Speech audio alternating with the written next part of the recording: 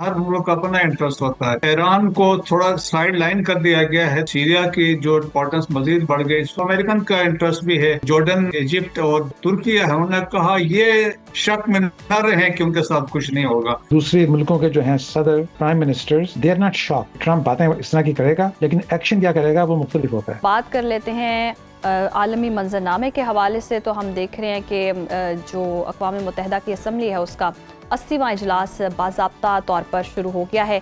New York में जी बड़े रहनुमाओं की बड़ी बैठक लग चुकी है। दुनिया भर से 193 मुल्कों के नुमाइंदे जो हैं वो जनरल असम्बली में इजलास में मौजूद हैं। गुज़श्ता रोज़ अमरीकी सदर ने गैर मामूली खिताब किया और मुकर्रर वक्त जो था वो 15 मिनट के बजाय 1 घंटा तवील हो चुका था। और उन्होंने आगाज़ में एस्केलेटर और टेलीप्रॉम्प्टर के ख़राब होने का भी मजाक उड़ाया। और अपनी तकरीर में डोनाल्ड ट्रंप ने एक मरतबा फिर भारत और पाकिस्तान की जी जंग का जिक्र किया और दुनिया भर में 7 जंगें रुकवाने का दावा भी किया है। और ये भी कह दिया कि इस सिलसिले में अक़वाम मुत्तहिदा ने उनकी कोई मदद नहीं की। अमरीकी सदर ने अपनी तकरीर में गजा जंग का भी जिक्र किया। मगरबी मुल्कों के बरक्स इसराइली मौक़िफ़ भरपूर तरीके से दोहराया और फ़लस्तीनी रियासत को तस्लीम करना हमास के लिए इनाम करार दिया। उन्होंने चीन और भारत पर तनकीद करते हुए कहा कि वो रूसी तेल खरीद कर यूक्रेन जंग को सबसे ज़्यादा फंड कर रहे हैं। इसके बाद अमरीकी सदर ने अरब मुस्लिम सरबराहान से भी मुलाकात की, जिसमें वज़ीर-ए-आज़म शहबाज शरीफ ने भी शिरकत की। मुलाकात में गजा समेत मशरिक़ वस्ता की सूरत हाल पर तफसीलन गुफ्तगू की गई। इस मुलाकात के बाद कोई बाकायदा एलामिया या मीडिया टॉक तो नहीं की गई, मगर मुस्लिम रहनुमाओं से सदर ट्रंप से मुलाकात को इंतहाई कामयाब करार दिया जा रहा है।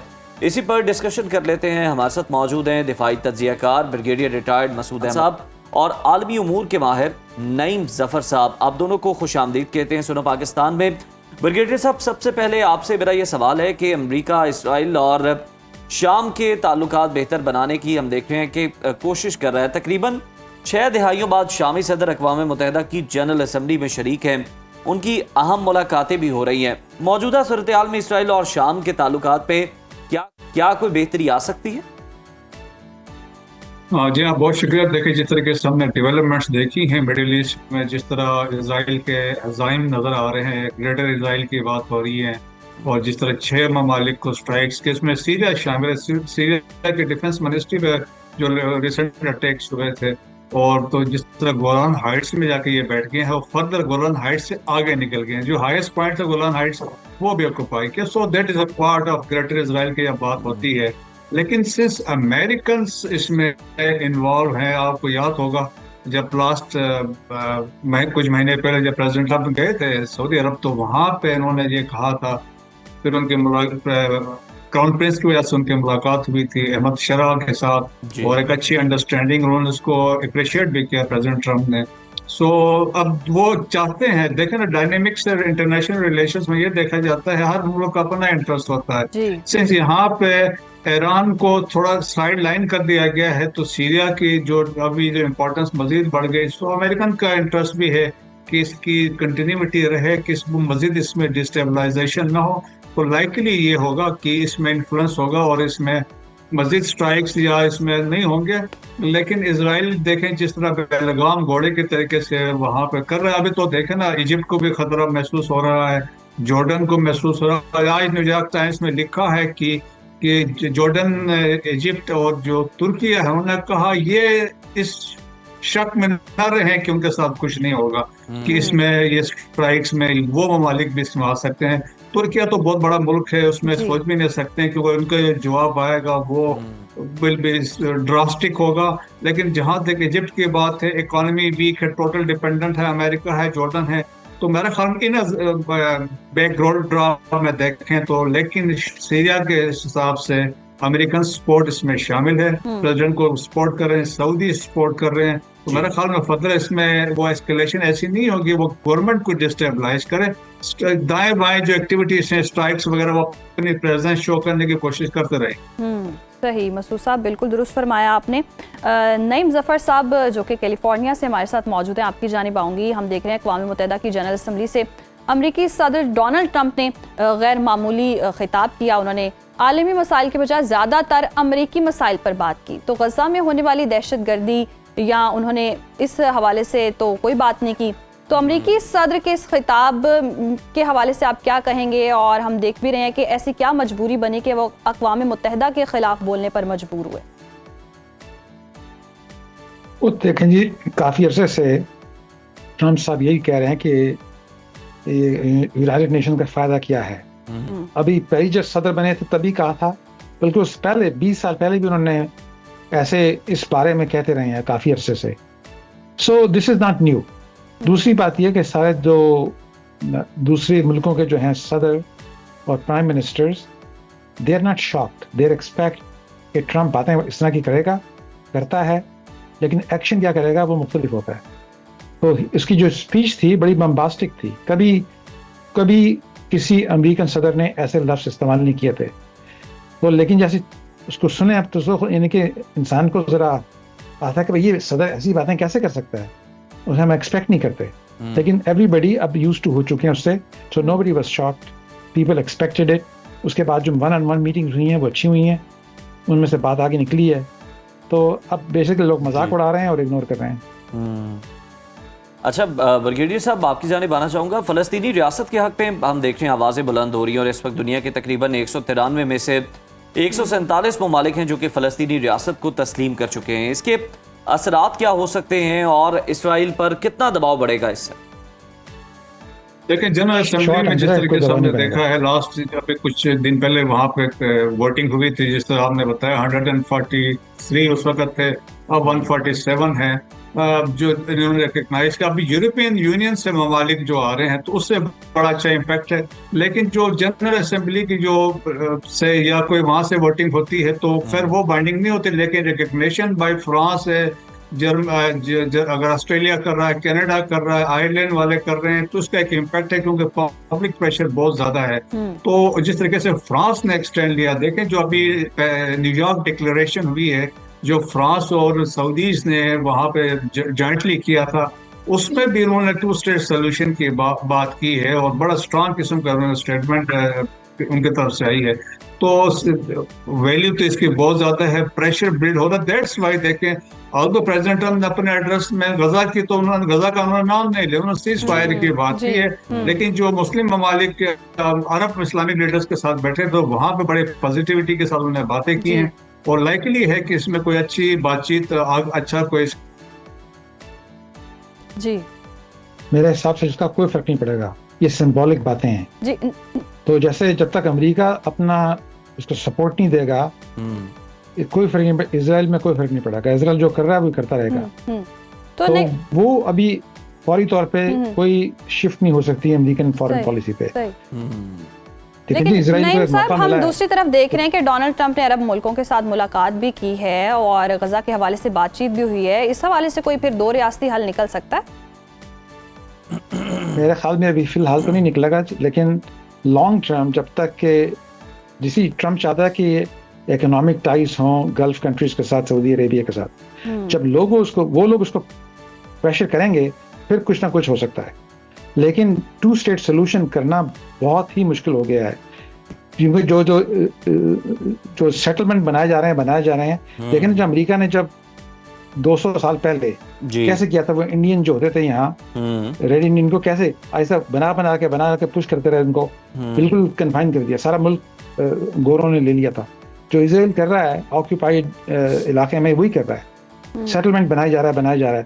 2 स्टेट होना बहुत ही मुश्किल हो जाएगा, शायद इम्पॉसिबल हो जाएगा। तो मेरे ख्याल में इसकी जब तक अमेरिका अपनी ट्यून चेंज नहीं करेगा, ये यूरोपियन कंट्रीज ने जो रिकॉग्नाइज किया है उस पर कोई फर्क नहीं पड़ेगा। अच्छा प्रोफेसर साहब, अगर देखा जाए तो जिस तरह से आप भी बात करें इससे कोई फर्क नहीं पड़ेगा, आपको लगता है कि ये जो गजा में सूरत हाल है इसके बाद इसराइल रुक सकता है या फिर वो ग्रेटर इसराइल का जो उसका नक्शा मंजर-ए-आम पर आया था और जो जिस बारे में वो बात भी करते रहते हैं हमेशा, उसके लिए वो तगोदो जो है वो आगे जारी रखेगा गजा के बाद? लेकिन फिलहाल देखें ना, उनको एक मौका मिला है कि इस सोल्यूशन को फ़लस्तीनियों को बहुत ही दबा दें ताकि कोई थ्रेट ना हो सके। अगर भी रुक जाएंगे तो दोबारा तो जंग नहीं कर सके ना, फिर तो दुनिया उनके खिलाफ हो जाएगी। तो अब कहना है जिसने लोगों ने मुझे हमें तो कह दिया है, जलील कर दिया है, तो अब जलालत तक करते रहें जहाँ तक कर सकें। तो जो राइट विंग जो हैं इजराइल में बहुत प्रेशर कर रहे हैं कि इसको कन्फाइन कर दो, कैंप्स बना दो, फ्लैट कर दो, फिर जब दुनिया को बाद में मना लेंगे। अभी कुट्टी कर दें तो कुट्टी करते जाएंगे, बाद में मुलाकात हो जाएगी। तो उसको, इनके पास एक ही चांस है, उस चांस को जाया नहीं करना चाहते। सो इजराइल की तरफ से दिस इज द चांस कि जो ने करना है अभी कर लो, उसके बाद दोबारा इजाजत नहीं मिलेगी तुम्हें। सही, तो उनके पास यही है कि अभी चांस है, जो करना है कर लो। मसूद साहब, आपकी जानिब आऊंगी। वज़ीर आज़म शहबाज शरीफ और फील्ड मार्शल सैयद आसिम मुनीर की कल अमरीकी सदर डोनाल्ड ट्रंप से मुलाकात शेड्यूल है। मुलाकात का एजेंडा क्या हो सकता है और कोई हल निकल सकता है इस हवाले से, जिस तरह की आजकल सूरत हाल बनी हुई है? मेरे ख्याल में हो सकता है कि इम्पोर्टेंट मुलाकात होगी, और स्पेशली आप देख लें कि इस तनाजुर में कि फील्ड मार्शल आसिम मुनीर तो पहले मिल चुके हैं, तो एक अंडरस्टैंडिंग है, रेपो ऑलरेडी एस्टेब्लिश हो चुका है।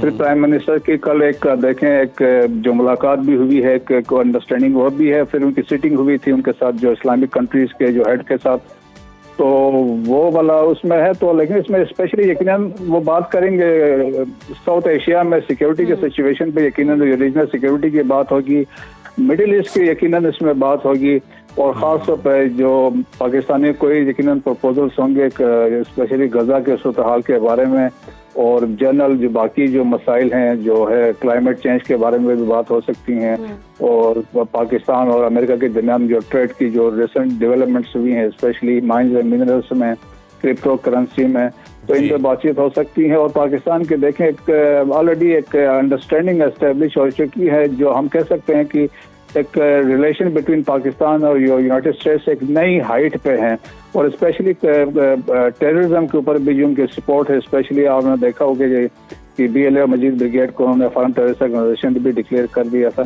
तो इसमें मजीद हम बेहतरी हम देख सकते हैं, इस मुलाकात से मजीद पाकिस्तान के लिए अच्छाई इसमें होगी। बिल्कुल ठीक है, मजीद जो है वो पाकिस्तान के लिए बेहतरी हो सकती है इस मुलाकात से। प्रोफेसर साहब, मैं आपकी जानिब आना चाहूँगा, आप कोई कमेंट करना चाह रहे हैं? आप वो मुकम्मल कर लें, फिर मैं आपसे अगला सवाल करता हूँ। हाँ, मैं कहना चाह रहा था कि पाकिस्तान के लिए काफ़ी अच्छी सिचुएशन है, क्योंकि अमेरिका को दो चीज़ें चाहिए। एक तो रेयर अर्थ मिनरल्स चाहिए जो पाकिस्तान में है, बलूचिस्तान में है, हम उनको निकालने के लिए हमारे पास रिसोर्स नहीं थे, तो वो अमेरिका देने को तैयार है। दूसरी बात है, वो अफगानिस्तान में बगरम एयरफोर्स को दोबारा री ऑक्युपाई करना चाह रहे हैं। वो चाइना के पास चली गई थी, उनसे अभी से दिल में वो कुर्चन पड़ी हुई है कि भाई हमें बगरम हमने बनाई थी, हमारे पास कंट्रोल होना चाहिए।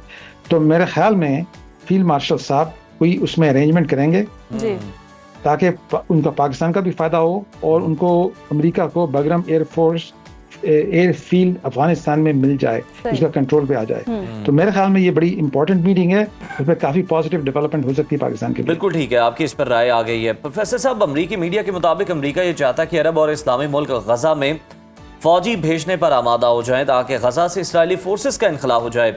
क्या इसराइल इस पर राजी हो जाएगा? और इस्लामी मुल्कों की गजा में फौज जाती है तो इसमें पाकिस्तान का क्या रोल हो सकता है? ये पाकिस्तान के पास आर्मी है और आर्मी तैयार भी है। सिर्फ दो मुल्क हैं जो कि आर्मी भेज सकते हैं, एक तुर्की और एक पाकिस्तान। तो देखें ना, दोनों में पाकिस्तान का स्ट्रेटेजिक एडवांटेज हो सकता है। तुर्की भी देने को तैयार है।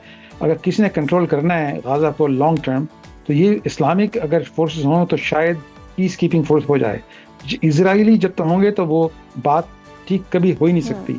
इजराइल को निकलना पड़ेगा, यूनाइटेड नेशन या कोई इंडिपेंडेंट फोर्सेस लाइक एक कंसोर्टियम होगा, पाकिस्तान भी होगा, तुर्की भी होगा, एक दो और इजिप्ट भी शायद हो। So this is how the long-term solution can be done. So this is a positive development. सही, ये पॉजिटिव डेवलपमेंट है। मसूद साहब, इसी हवाले से आप क्या कमेंट करना चाहेंगे? और जैसे कि बगराम एयरबेस के हवाले से बात की है, तो अमेरिका वापस लेना क्यों चाहता है, उसके हवाले से क्या मकासद है? क्योंकि तालिबान तो इस मुतालबे को मुस्तरद कर चुके हैं। जी हाँ, देखिए बड़ी स्ट्रेटजिक इसकी इम्पोर्टेंस है। बगराम बेस देखा जाए तो बनाने वाले इस वक्त सोवियत यूनियन थे, फॉर्मर सोवियत यूनियन 50s उन्होंने बनाया था, और सब्सिक्वेंटली जब उन्होंने इन्वेट किया अफगानिस्तान को 79 में, उन्होंने इसको टेक ओवर किया, फर्दर इसको इम्प्रूव किया, और इसको भी कमांड ऑपरेशन हेडक्वार्टर के तौर पर सोवियत यूनियन भी यूज करते थे। 9/11 के बाद अमेरिकन ने इसको टेक ओवर किया, अमेरिका ने इसको फर्दर इसको बिल्ड किया, और अभी इसकी इसलिए भी इम्पोर्टेंस है। देखें कि इसमें तमाम बड़े हाईवी जहाज, B-2 बम्बर भी, कार्गो प्लेन्स भी यहाँ उतर सकते हैं। बड़े बड़े लंबे रनवेज यहाँ पे हैं, जिस 40 किलोमीटर नॉर्थ ऑफ काबुल है। फिर इसको ये भी बताया जाता है located at the cross roads, इसके देखें सेंट्रल एशिया है ऊपर, तो सेंट्रल एशिया का मतलब है रशिया है और साथ ही चाइना है, शिनजियांग प्रोविंस है जिसका प्रेसिडेंट ट्रम्प ने कहा वहाँ पे इनकी न्यूक्लियर एक्टिविटी है, और फिर साथ ईरान भी है, फिर पाकिस्तान भी है। तो उस पॉइंट ऑफ व्यू से बड़ी लोकेशन इसकी स्ट्रेटेजिक है।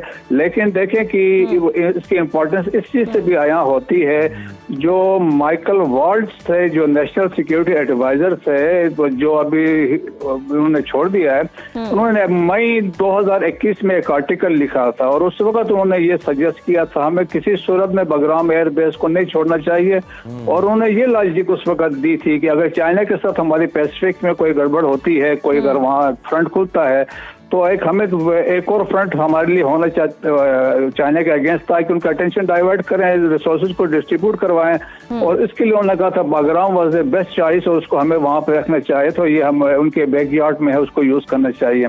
फिर ये भी है, देखिए $1 ट्रिलियन के उनके बकौल अफगानिस्तान में माइंस एंड मिनरल्स हैं, रेयर अर्थ मिनरल्स। तो उन्होंने कहा था कि हम इसको भी फैक्टर को भी इग्नोर नहीं कर सकते हैं। फिर उन्होंने कहा था यहाँ बैठ के स्पेशली 3 ममालिक का उन्होंने खास तौर पर नाम लिया था, चाइना, रशिया और ईरान पे हम यहाँ से सर्वेलेंस कर सकते हैं।